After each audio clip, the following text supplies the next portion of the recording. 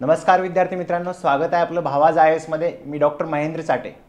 विद्यार्थी मित्रांनो, सिंहावलोकन हा जो आपण इनिशिएटिव्ह घेऊन आलेलो आहोत, सिंहावलोकन बघा, आपली परीक्षा ही 8 दिवसामध्ये आहे, म्हणजे अंतिम टप्प्यात आलेली आहे आणि आपल्याला टप्प्यात आणून कार्यक्रम करायचा आहे। तर आत्ता जो आपला वेळ आहे तो खूप अमूल्य असा वेळ आहे, प्रिशियस टाइम आहे। प्रत्येक विषयाला तुम्हाला रिव्हिजनसाठी एक दिवस म्हटलं तर तेवढा वेळ भेटतोय। तर आपण हा जो इनिशिएटिव्ह घेऊन आलेलो आहोत याच्यामध्ये 2 राउंड्स असतील बघा, राउंड 1 आणि राउंड 2। आपण राउंड 1 मध्ये प्रत्येकी 1 तासाचं लेक्चर घेऊन येतोय प्रत्येकी विषयासाठी, 1 आवर पर सब्जेक्ट। आणि हे कोणते सब्जेक्ट आहेत? आपली जी पूर्व परीक्षा आहे, सामान्य अध्ययनाचा जो पेपर आहे, ज्याच्यामध्ये 7 विषय आहेत, ज्याच्यावरती आपलं मेरिट डिपेंड असणार आहे, ज्याच्यावरती आपण पूर्व परीक्षा क्लिअर करणार आहोत। तर हे प्रत्येकी विषयासाठी एक तासाचा लेक्चर घेऊन येत आहोत आपण। याच्यामध्ये आपण पूर्णपणे विषयाची समज निर्माण करून पूर्ण जो आपला अभ्यासक्रम आहे, जो परीक्षेने MPSCने नेमून दिलेला अभ्यासक्रम जो आहे, प्रिस्क्राइब्ड सिलेबस, तो पूर्णपणे जाणून घेणार आहोत। त्यासोबतच मागच्या ज्या 11 वर्षामध्ये जेवढ्याही परीक्षा झालेल्या आहेत, मागच्या 11 वर्षामध्ये जेवढ्याही पूर्व परीक्षा झालेल्या आहेत, तेवढ्या 11 वर्षाच्या पूर्व परीक्षेच्या पेपरचा सांगड या अभ्यासक्रमाशी, प्रत्येक विषयाच्या अभ्यासक्रमाशी आपण घालणार आहोत। आणि दुसरा राऊंड जर आपल्याकडनं रिस्पॉन्स भेटला, आपल्याला आवश्यकता असेल, तर प्रत्येक विषयासाठी 3 तासाचं लेक्चर घेऊन येण्याचा आपला मानस आहे। या 3 तासामध्ये पूर्ण विषय शिकवला जाईल, आपला पूर्ण विषय हा पूर्णपणे आपला उलगडून दाखवला जाईल, ज्याच्यामध्ये सगळे फॅक्ट्स असतील, कॉन्सेप्ट्स असतील, हे शॉर्टमध्ये व्यवस्थितपणे समजावून सांगितले जातील। एक पूर्ण कॉम्प्रिहेन्सिव्ह रिव्हिजन, ज्याला सर्वकष आणि सर्वसमावेशक अशी रिव्हिजन म्हणू आपण। बघा, आपला हा जो इनिशिएटिव्ह आहे सिंहावलोकन, या इनिशिएटिव्हचा मूळ उद्देश आपला जो यशाचा राजमार्ग असेल, आता जो आपण रामसेतू बांधणार आहात ह्या यशाकडे जाण्यासाठी, पूर्व परीक्षा क्लिअर करण्यासाठी, भावाज आय एस कडनं हा जो सिंहावलोकन इनिशिएटिव्ह घेऊन आलेलो आहोत, त्याची भूमिका ही रामसेतू बांधण्यामध्ये जांबवंतासारखी राहावी किंवा सुग्रीवासारखी राहावी, एक सहाय्यकारी रोल राहावा या दृष्टीने। आणि सहाय्यकारी रोल असा की आपल्या वेळेचा अपव्यय न करता प्रत्येक सब्जेक्ट सुरुवातीच्या राऊंडमध्ये 1 तासामध्ये उलगडून दाखवला जाईल। यामध्ये पूर्ण अभ्यासक्रम आणि पूर्ण मागच्या 11 वर्षाच्या प्रश्नपत्रिकेची सांगड घातली जाईल।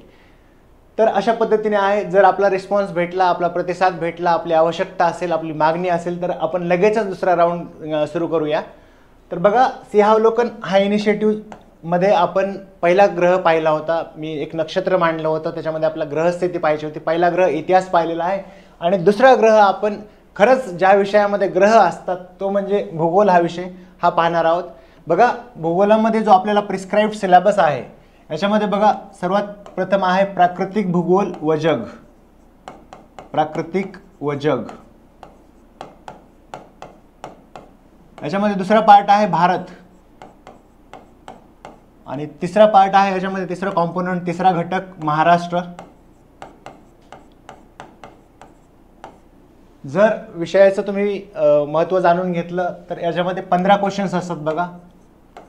15 क्वेश्चन्स हे शुअर शॉट असतात, कारण जो वॉस्टनेस आहे हिस्ट्रीचा, इतिहासाचा जो अवाढव्यपणा आहे, तो या विषयामध्ये नाही आहे। किंवा चालू घडामोडीचं जी अनिश्चितता वाटते विद्यार्थ्यांना, तशी ती नाही आहे, परंतु ती अनिश्चितता पण बिलकुल नाही। एक वेल डिफाईंड सिलेबस आहे आणि थोडं कॉन्सेप्शुअली जर अंडरस्टँड केलं तर बऱ्यापैकी तुम्ही याच्यामध्ये हायर स्कोर करू शकता। म्हणजे राज्यशास्त्र हा विषय असेल बघा, किंवा अर्थशास्त्र हा विषय असेल, हे आपले man of the match subject मानतो आपण, कारण हे जास्तीत जास्त स्कोर करून देतात।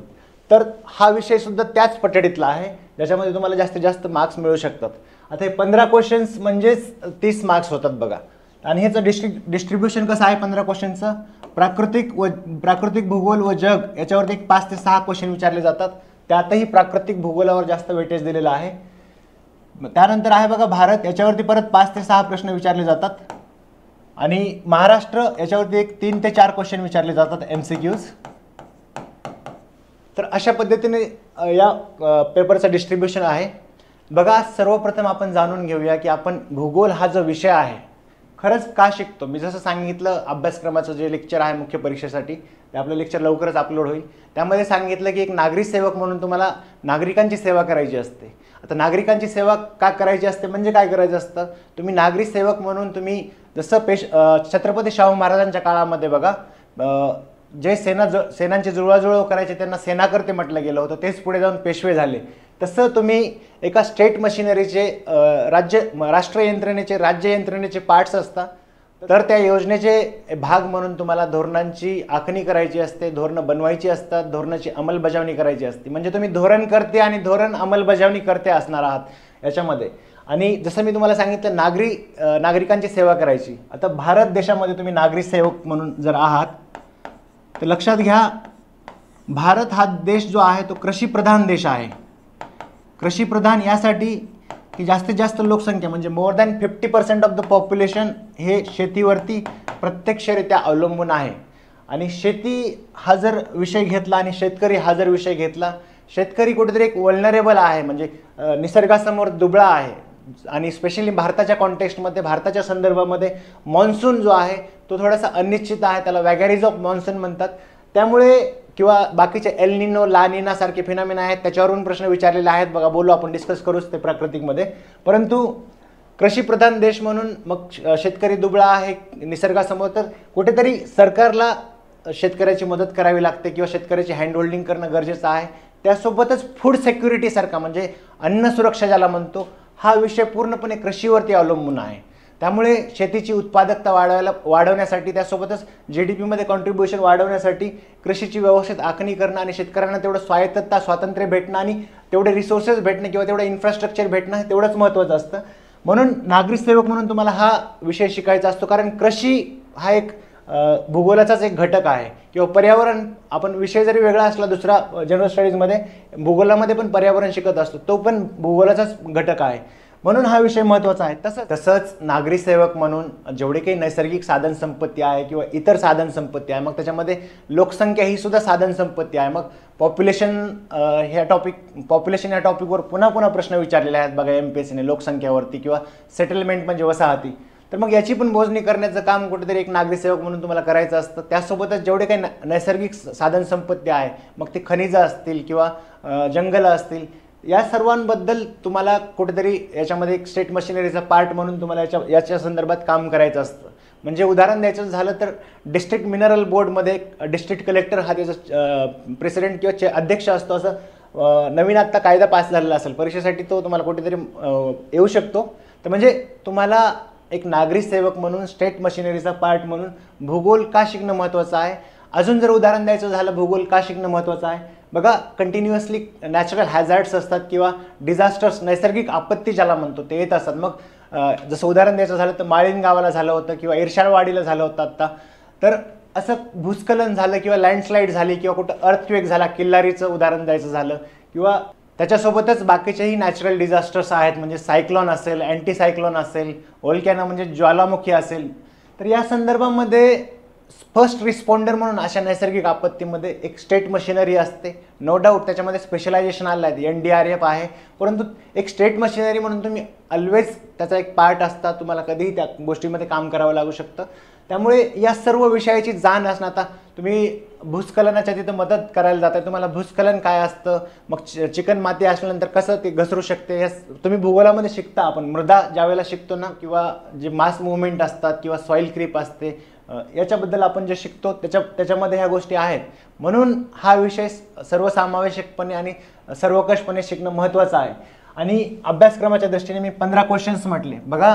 तर विद्यार्थी मित्रांनो, आपण भूगोलाचं इम्पॉर्टन्स जाणून घेतल्यानंतर मला एक गोष्ट हायलाईट करायची होती इथे, तो म्हणजे एक्झाम टाईम. परीक्षेची वेळ आहे बघा आपली ही, आणि हा जो टाईम असतो हा खूप जास्त प्रिशियस आणि मौल्यवान वेळ आहे आपल्यासाठी. तर हा जो टाईम आहे याचा जास्तीत जास्त सदुपयोग व्हावा आपल्या रिव्हिजनमध्ये, आपल्या परीक्षेसाठी. यासाठी कुठेतरी आपल्या मनाच्या तळाशी कामनेस असायला पाहिजे, कामनेस असायला हवा. कारण याच्यामध्ये एक्झाम टाईममध्ये आपण कुठेतरी काही प्रॉब्लेम फेस करतो, त्याच्यामध्ये फिअर असेल, एन्झायटी असेल. फिअर कशाचं, परीक्षेची भीती असते किंवा एन्झायटी असते बघा, बेचैनी होते आपल्याला, किंवा त्याच्या व्यतिरिक्त ओव्हर थिंकिंग पण होऊ शकते. तर ह्या गोष्टी कुठेतरी आपण काही गोष्टींची मदत घ्यायला पाहिजे. मेडिटेशन असेल, व्हिज्युअलायझेशन, मॅनिफेस्टेशन, ज्याही काही गोष्टी करत असाल आपण, तर या गोष्टीने तुम्हाला तुमच्या नर्व्स कंट्रोल करायला, नर्व्स काम करायला खूप जास्त मदत होणार आहे.